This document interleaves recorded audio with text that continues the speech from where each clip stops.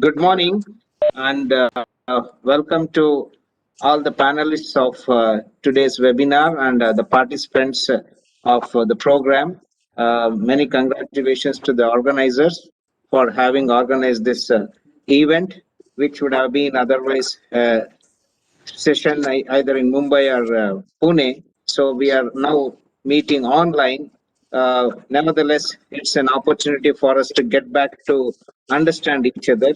So with this, today I have with me, as already introduced, Vishal Agarwal, the president of Judo India. I welcome Vishal San for this panel discussion. And then we have Amit San from Supreme Industries. So I welcome Amit San to the panel discussion.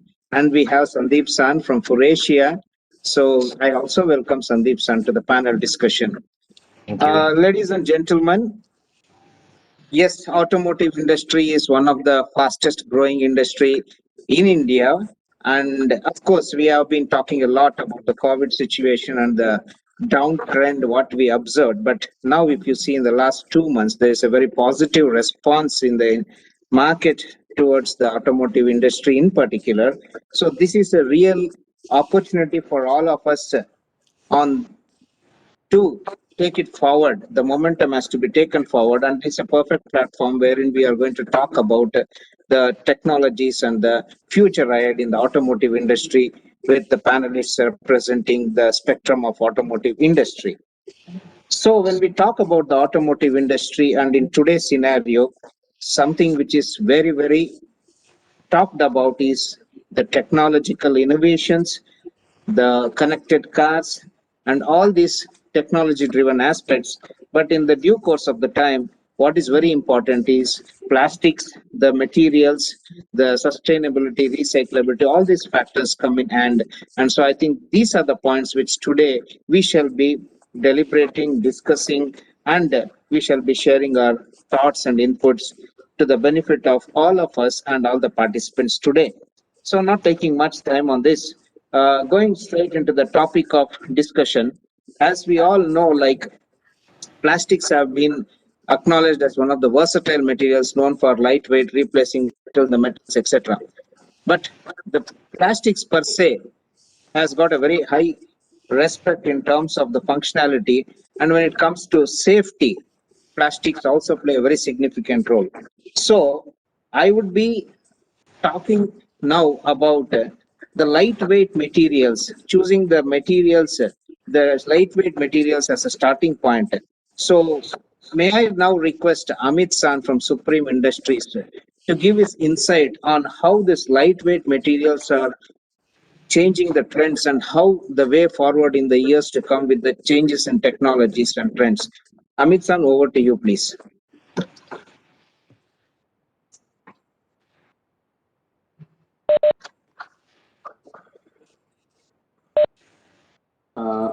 Tetsan, thank you for the introduction. Hello and welcome to all. Very important point you raise, Tetsan. The subject of lightweighting is not new to the auto industry. It's something which has been relevant for the last 7 decades. It was important in the past. It's still important from a perspective of fuel efficiency. The lighter the vehicle, the further we go. Was one of the criteria, and towards this the endeavor has continuously been from our customers to find innovations and substitutes to materials which are heavier, and we have been on that endeavor for some time. But more importantly, going forward, what is happening is with the direction from replacement of ICE to the electric engine, electric motor driven vehicles, the heaviest component being the battery. And the bigger the battery, the more the battery, the further the distance you can travel. And therefore, there's even greater pressure on components which will continue to lightweight. And our components also fall in that realm. A lot of the innovation which is happening today is to find components with multifunction. One of the criteria that our components satisfy is aesthetics. Second could be performance. Third could be acoustic. But a fourth element which comes in is structure. So how we can integrate some of these additional characteristics into our component to replace some of the other structural components is the direction it's headed. So yeah. Yeah, yeah. Thank you, Amit San. I think you aptly mentioned about the multifunctionality of the products or the materials playing a significant role.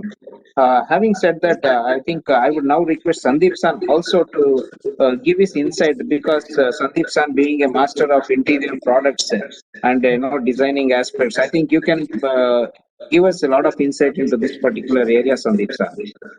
Yes, Tessan, and thanks for the opportunity. So, with 20 plus years in this industry, last 5 years we saw a tremendous change in the OEM behavior and discussions happening again and again on the lightweighting. And this was basically driven by the CO2 emission norms globally, which are happening, and then coming to India also. Then there were fuel efficiency norms, which are now becoming mandatory everywhere in all the regions, and also the part of the feature of a car. And but due to this, again, the third most important was electrification, because with these two norms actually pushed all of us to think about electrification because of the IC engines having a heavy weight. So replace it with electrical vehicles. Okay, the other challenge was battery and all those things. But all those challenges took all these interiors, tier one suppliers or the component suppliers and the raw material suppliers to think about new and new materials. Okay, because replacing plastic by plastic is not giving much benefit nowadays, because that will give you hardly any benefit. But replacing sheet metal components to a different material, which is maybe the steel can be replaced with high strength steel. Even that is one of the very important aspect now which is happening.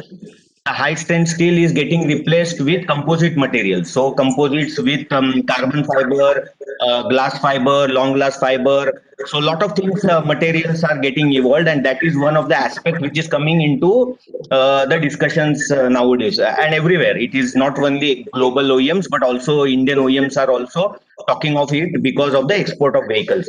And in composites, we also saw a change of trend from 30% to 70%, and in coming years till 2025 we will see that 30% of these materials will be increased to 70% the composite. Then in when we design instrument panel or cockpits, we think about replacing the steel crossbar beam with magnesium alloy, because that and plastics. So there are a lot of hybrid materials which are coming into picture, because we think about hybrid materials because every material has a strength. So if you go for plastics, if you go for steel, if you go for magnesium, aluminum, every material has the advantage, and then that materials are coming in discussions, and applications have started building around these materials. Yep. Yeah, absolutely fine. I think you hit the bullseye wherein you mentioned about the need of lightweighting because of CO2 emission and the buzzword of the industry, the EV vehicles, wherein it calls for lightweighting requirements. And yes, of course, composites are going to change the game in the coming days. So thank you, Sandeep San, for giving a very good insight on that particular aspect of lightweighting. So when we are talking about this lightweighting and the materials front, the next point which comes into the mind is choosing these right materials. As you said, you mentioned about plastics, steels, etc. But in the process, the definition of I'm really very happy to see the Indian OEMs as a car manufacturers in India, passing the 5-star regulations or the 5-star rating of NCAP, which is really a very commendable achievement. And this is a perfect example of how materials and the design, of course, all need to work in tandem. So materials play a very important role in safety. So I would request again Amit San to add on to this particular area of discussion through his experience and the thought process. Yeah, absolutely. The safety can come in different forms. If something is in the structure, then it comes in terms of mechanical strength.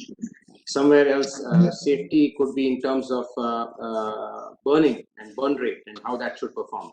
So for us, it's important to look at the area within the vehicle where the component is applied, whether it's exposed to the engine compartment to heat, exposure to the bottom, exposure to load, for example, in the trunk compartment.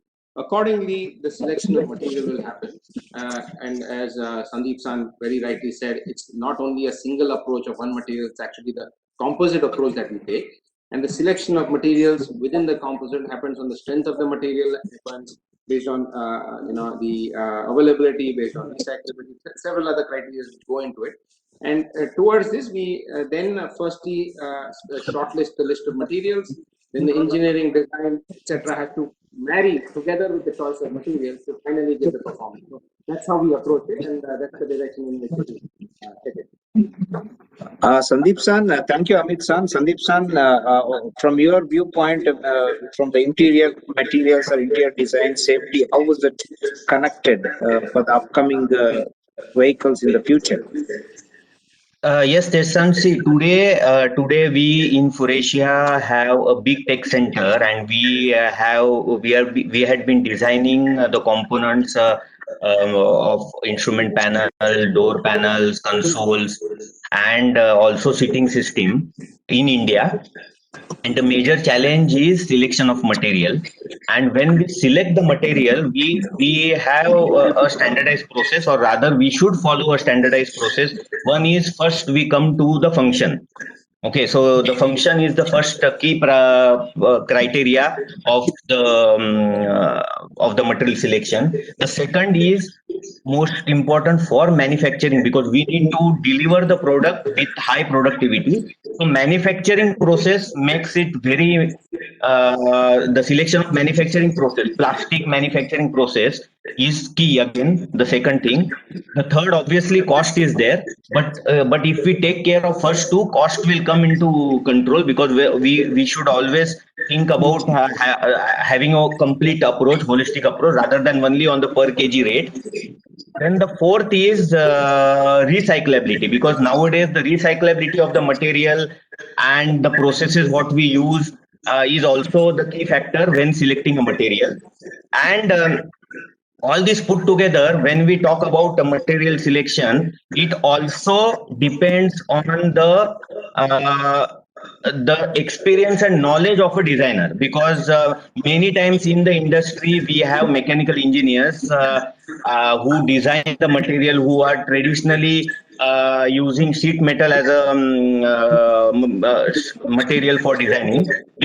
So the upgradation of knowledge of having new material study, new database available, how this new material can replace other materials. So this knowledge is also very important, and the enhancement of skills of the designers is key. And in this, the raw material supplier can really play a very important role in providing that insight to all the designers and to the tier ones and the OEMs. So this is what is my experience in the past. Absolutely fine, and I really love the point which you mentioned, knowledge upgradation, because today, that is the key factor where the entire industry banks on the skill levels of the people, and all the more important that the designing team and the manufacturing team is aware of the trends in the material industry, where the new technologies, etc. And coming to the safety, yes, it's a combination of material and design. So we are very true, and we look forward to such improved design and safety products in India, and definitely it's going to happen. Yes. Now, I am seeing Vishal San being quiet for some time, and when we are talking about cars, I don't want to keep him more waiting, because a man who has got passion for cars is Vishal San. So I should now allow him to drive. So Vishal San, I would request you to, kickstart or ignite this discussion on the topic of smart vehicles. This is the buzzword in the industry, not only in India, across the globe.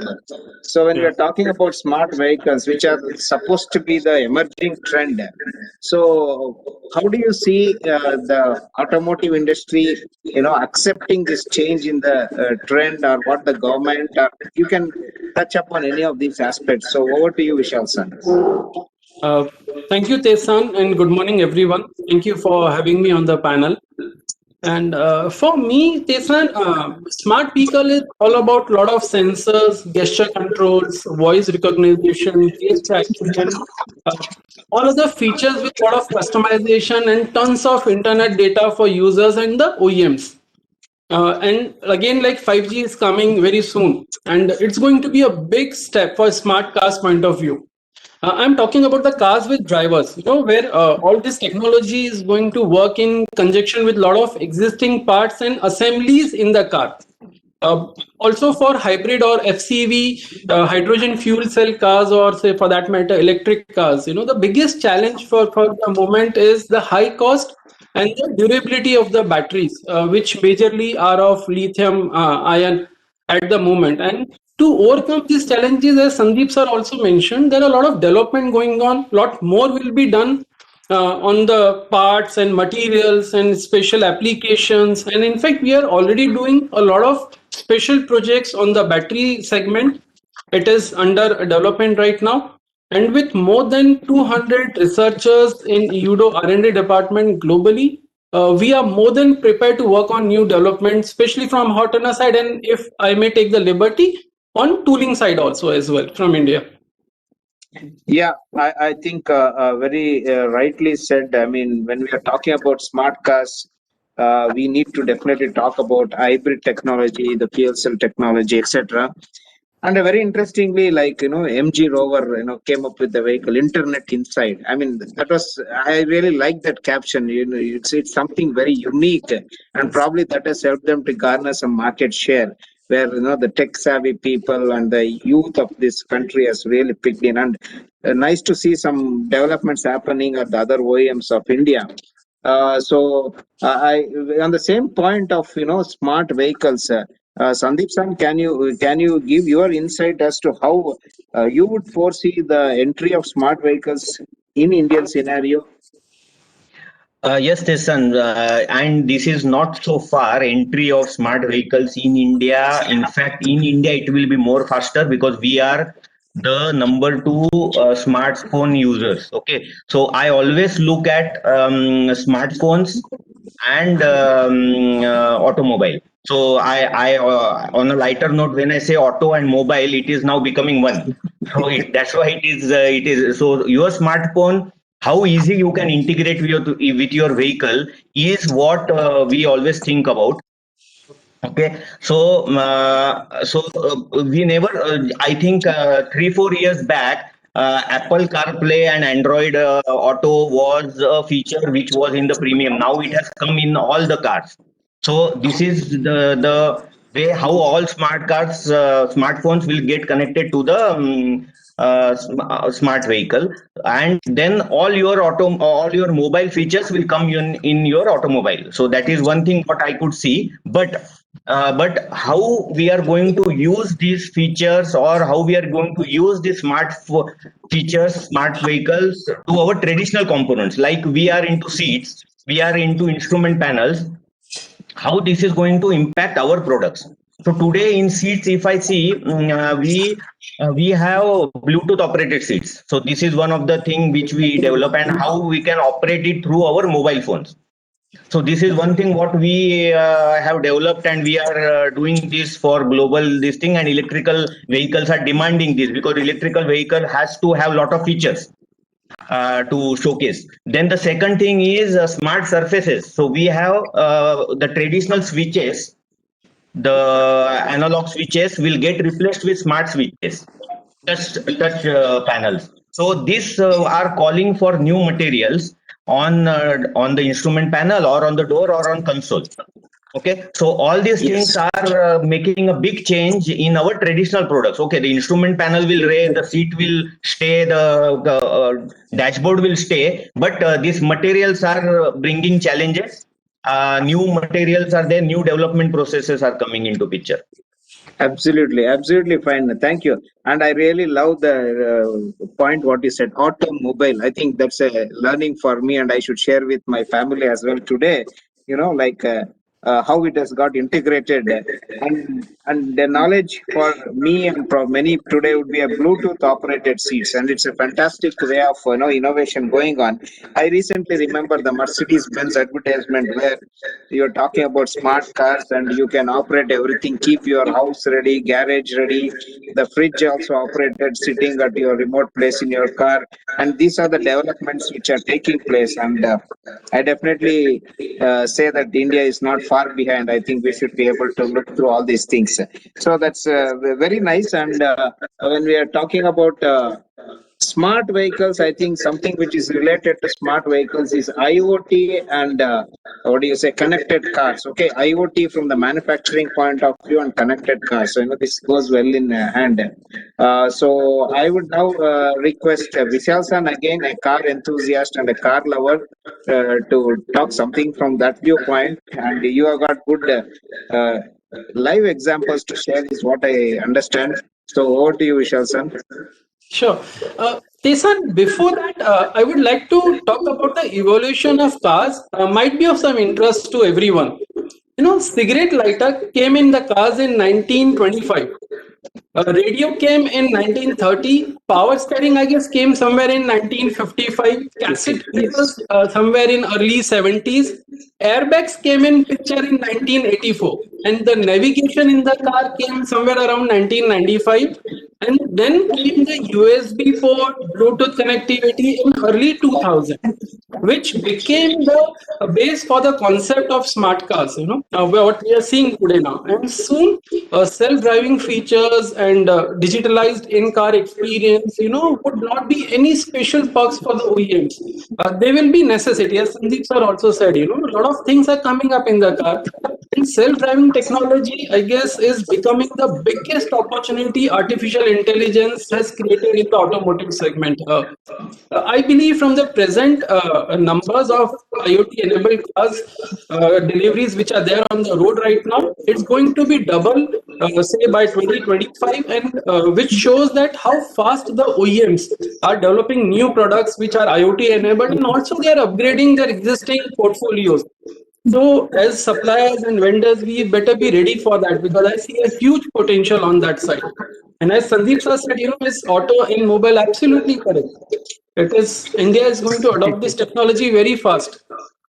Yeah, I think very nice of you to kickstart the discussion on IoT, and I would like to get some inputs from Amit San. Amit San, you are associated to the automotive industry and the manufacturing sector you represent. So, how do you foresee the IoT enable manufacturing per se at your side or as a general manufacturing sector?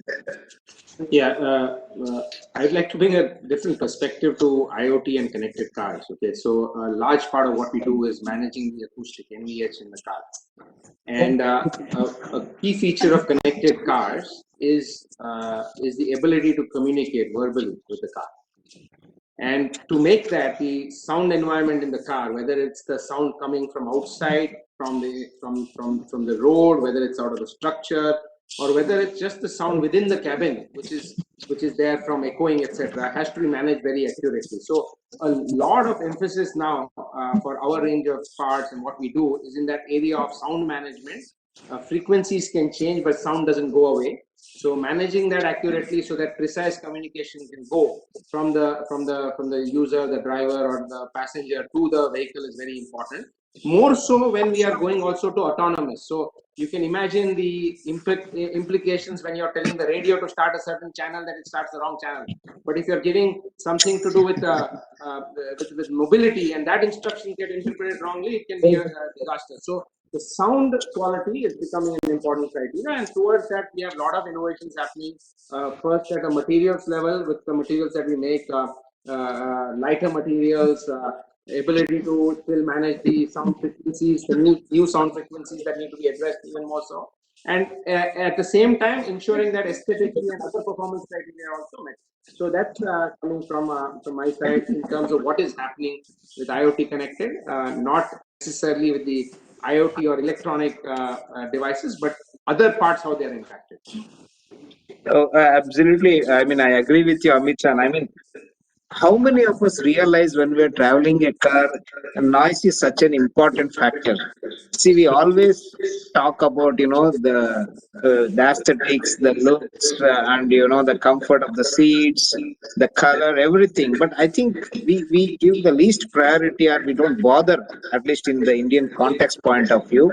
And very valid point Amit San told that, particularly when we're talking about connected cars, how the noise or NVH, what we talk about, is so important. I still, way back in 22 years when I was using one of the wide, let me not tell that OEM's name, I was using that car.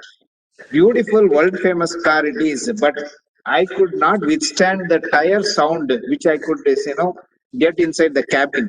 It was so, like very uncomfortable. But now I realize when Amit San said, for connected cars to communicate, the most important is NVH, and definitely where the technology is going to help us. And now I request Sandeep San, from the IoT perspective, how do you see the vehicle market per se, the design and development happening probably at your end and the global scenario? Yeah, see, as mentioned earlier, the traditional components getting a new face through Internet of Things is happening now. As I told you, seats are getting electrified, seats are getting motorized, seats are getting censored, and all those things are getting integrated in our traditional products. We also integrate massage system and ventilation system. Now, ventilation system is becoming a norm through Kia and Hyundai launches. So everyone is behind that.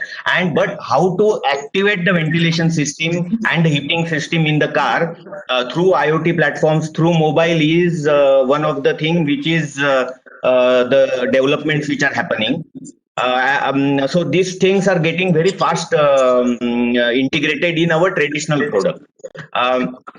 Now there are various challenges. So our products, when they are getting integrated with this kind of features, then we need to integrate a lot of electrical things like motors, sensors, and packaging of those things. So all those things are helping the designers to learn a lot of new things. So their skill upgradation is happening. So today a mechanical engineer has to learn electronics. He has to learn or he has to know the programming. He has to know Python programming. He has to know data analysis, because all these things are related to data.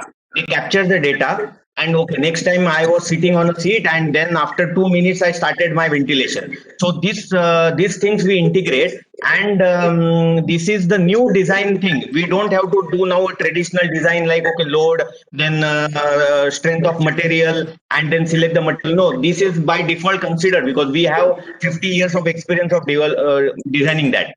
But this new thing is what we have to learn now to stay in our fields and to give better products to our OEMs. So this is a very drastic change which is happening. Yes, thank you, Sandeep San. The word IoT brings one aspect very clear.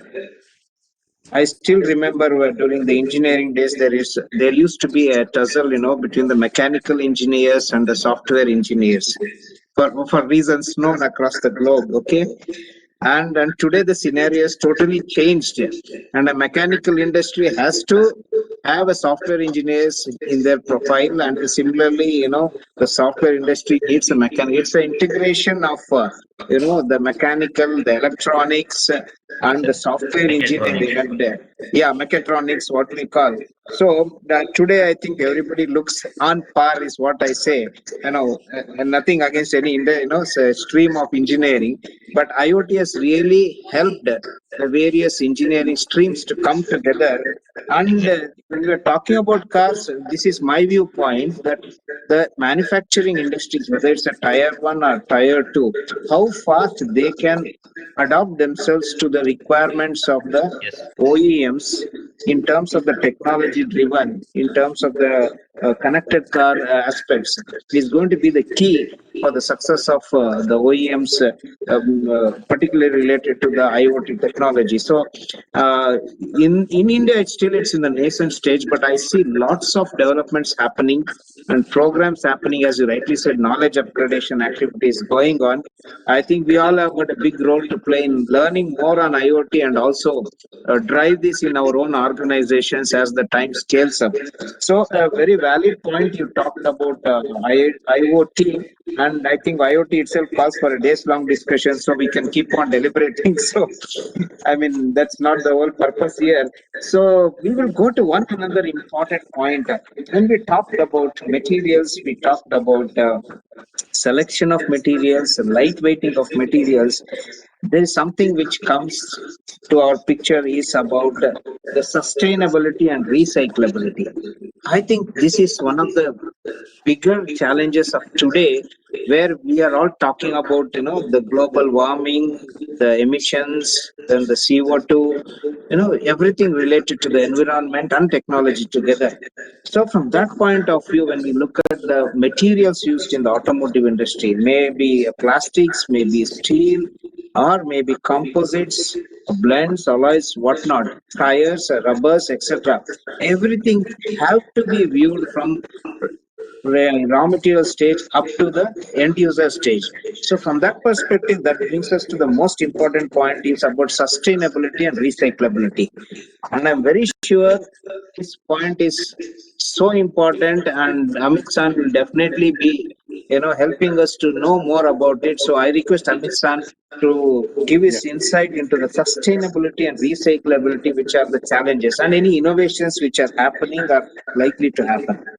Yeah, please, Amit San. So, in this area for sustainability, as for us, we are a tier one system supplier, but we are also very vertically integrated. So we go up to the base polymers, base fibers. That's where we start, and we make the final component. Right? So research for us happens at multiple levels. First is at the base material level, material science, where textile technologists are involved, chemical engineers are involved, some plastic engineers may also be involved, manufacturing technologists are involved, and going further into the designing of the component and application at the customer end, because there are also testing and validations it has to finally meet at the, as per customer specs and requirements and changing market needs. Yeah. So keeping all this in mind, the first step starts with choice of materials, whether we are using reclaimed material, whether the choice of natural material, can it come in any component, whether the material availability which is there, because one of the things we need to keep in mind is that the life cycle of a vehicle will be 5 to 7 to 10 years. And we have to ensure that, and that's one of the criteria to the tier one supplier, to ensure that price fluctuations are managed so that there is no end user impact. So choice of materials also plays a role there. Availability in our geography, what are the strengths of our region?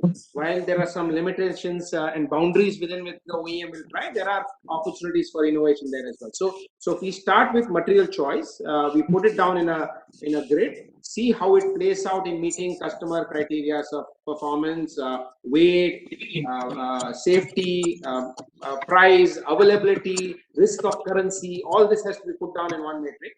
And there's sort of a joint engagement with the customer to then move forward to the next stage, where again the design also plays a role. Designing of the CAD designing also plays a role in the end performance. So we do that, and at the end, the point is what we chose. Can it go back into making anything that can be value added?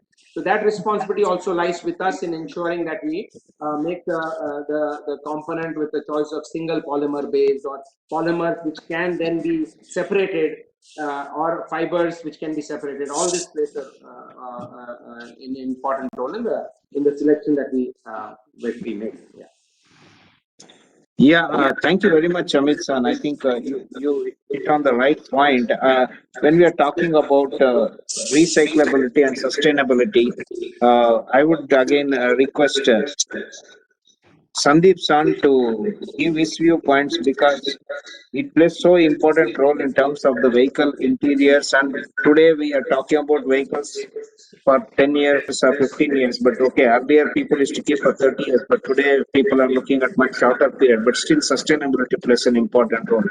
So I would request Sandeep San to showcase this point of view. Yes.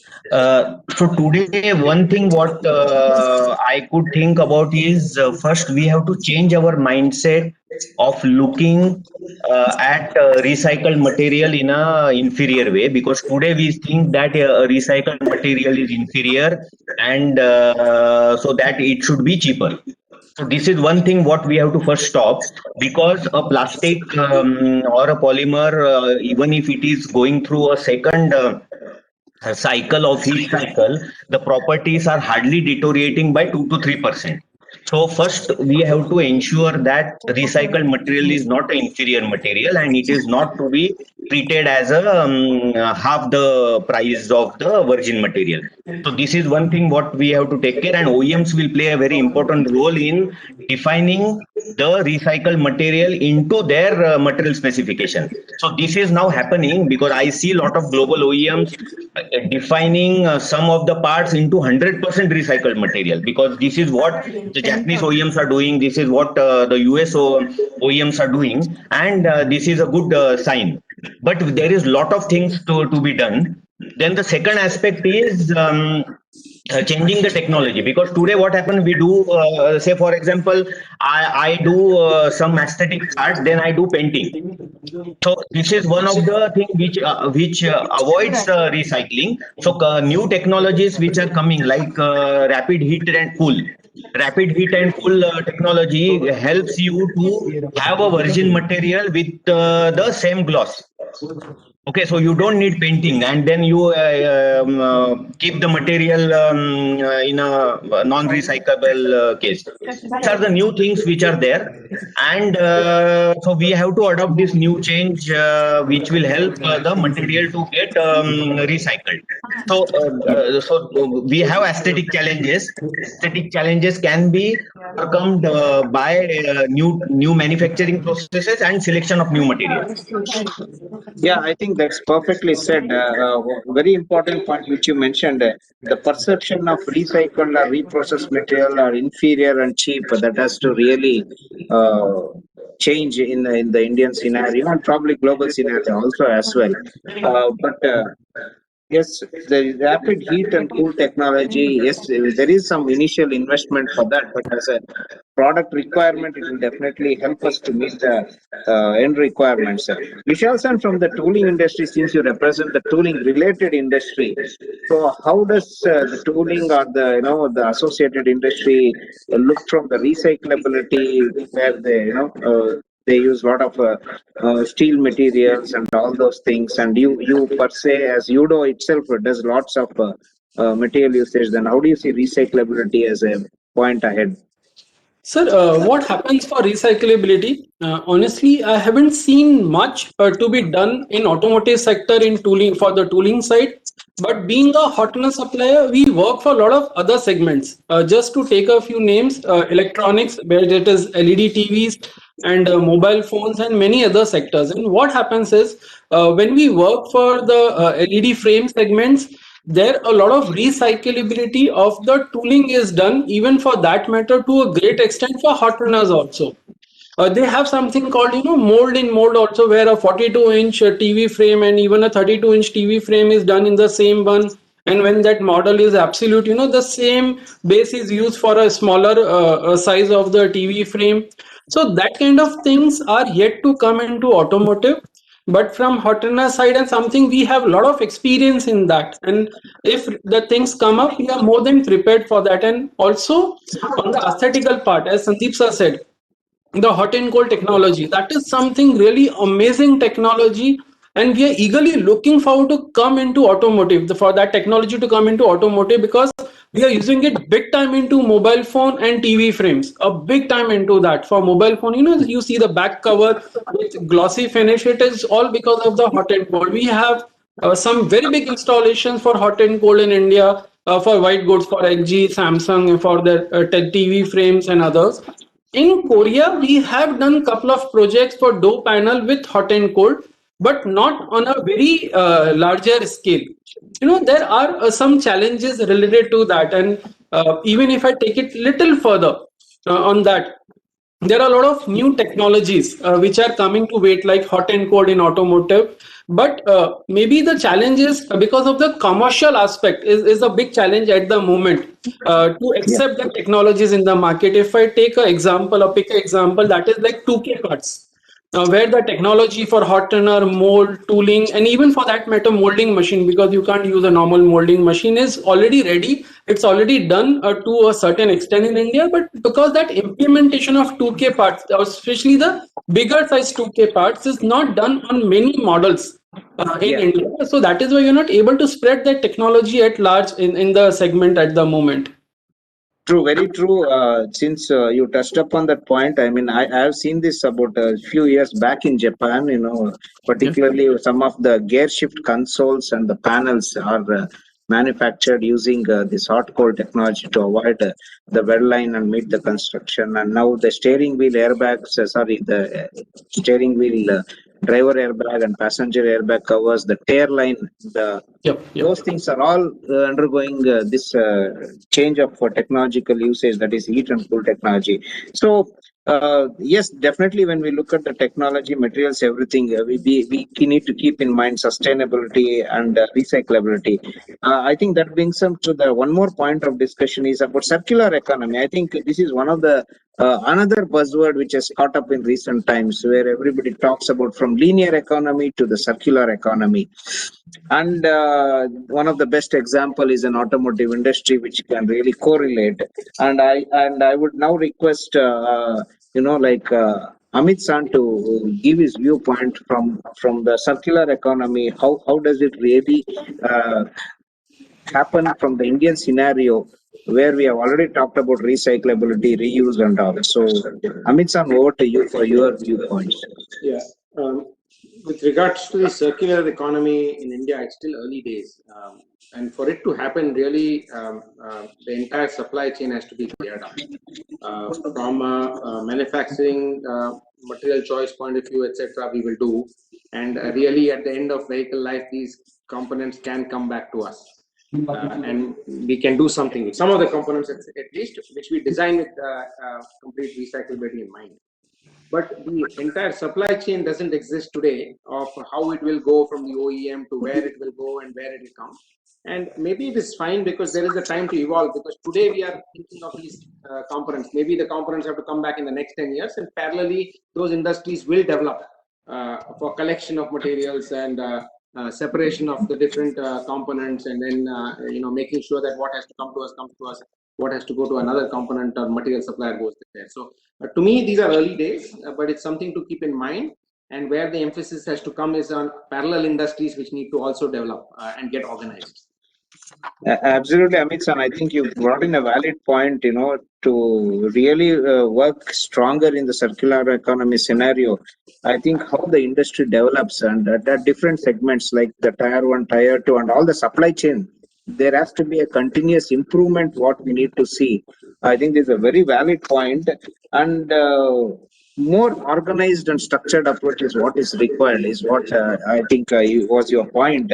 And what do you feel, Sandeep San, from your point of view and in relation to the automotive segment which we are today discussing? Yes, so what I think today our role is selecting the right material and right process. So that where it starts today, because the parallel economy and the recycling of those things will eventually come, but it should not be such that the material selected 5 years back where or the processes selected 5 years back were not suitable for recyclability or circular economy. So today first focus should be the root cause, attack the root cause. So we have a lot of foam related parts, we have a lot of foaming on the instrument panels. So we have to see how the same aesthetics can be given through a single process, so that helps you for recyclability. We put a lot of fabric on the door panel, so all those things we have to see now, all those features, how we can adopt with a single material, or even if there is a combination of material, how that can be detached and make it separate. So that thing is what we have to start thinking and start designing and start integrating in our components. So this has started, but as Amit said, this is at a very basic level in India. But what I see as per the trend, what is in India and how we people are, in fact, we will do more recyclability in India, because we have that manpower who can really separate it out. Today, if you see, there is a very big industry in Dharavi doing all those grades, various grades. And in fact, that is what is done, even though they do not have polymer knowledge, but they can give you ABS grade, PC ABS grade, recycle grades. Okay, they come with their experience of all those things. But that industry will definitely get evolved, and that will also push the OEMs once they get that yes, there is a supply chain available. Now we can go for a new trend of materials. Yeah, Sandeep San, I definitely agree, because when we talk about circular economy, we talk about recycle, reuse, reduce, all these aspects. And India always, even if you look at the trend, the recyclability or the recycling, reprocessing market of India is much higher than the US market, even though per capita consumption of plastics in India is much lesser than what the US or any other developed countries. But when it comes to recyclability and reprocessing, I think India stands much ahead of the race. But only we Yes. need to structure it in a proper way, so that it really adds value to the total supply chain and helps in the total concept of circular economy. So I think we had a lot of discussions on various aspects today, and uh, we are probably running short of time, if I understand. And with this particular point which we discussed on circular economy, let's hope that this COVID situation, what we saw in year 2020, is to be forgotten, at least for some of the industries. And then we look forward to a brighter economy in the year 21, for the benefit of all the people in India and across the globe.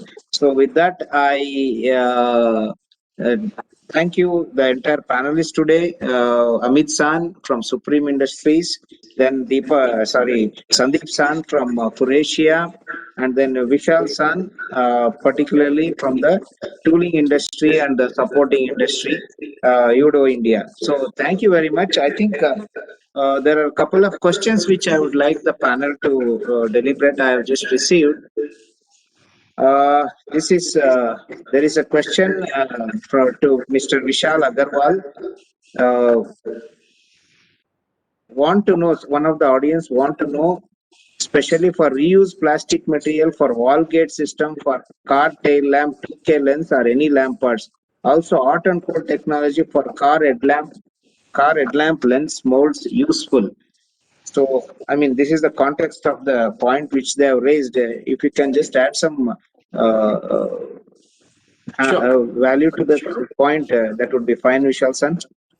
Actually, taking reusable or regrinded material for any application is not a challenge for hot runners, especially when you're using the valve gating. In thermal gate or open gate, yes, there are some challenges, but for valve gating, it is not an issue.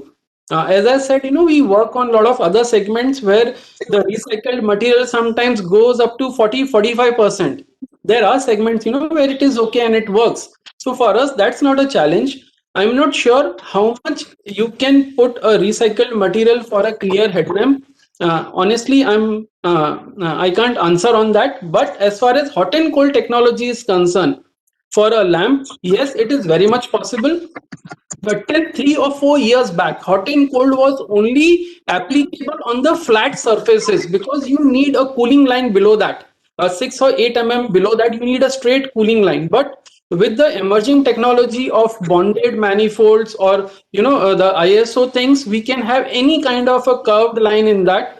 And even now, rich technology can be used in any curved or undercut surface also. using ridge in lamp is very much possible from technical side on our part.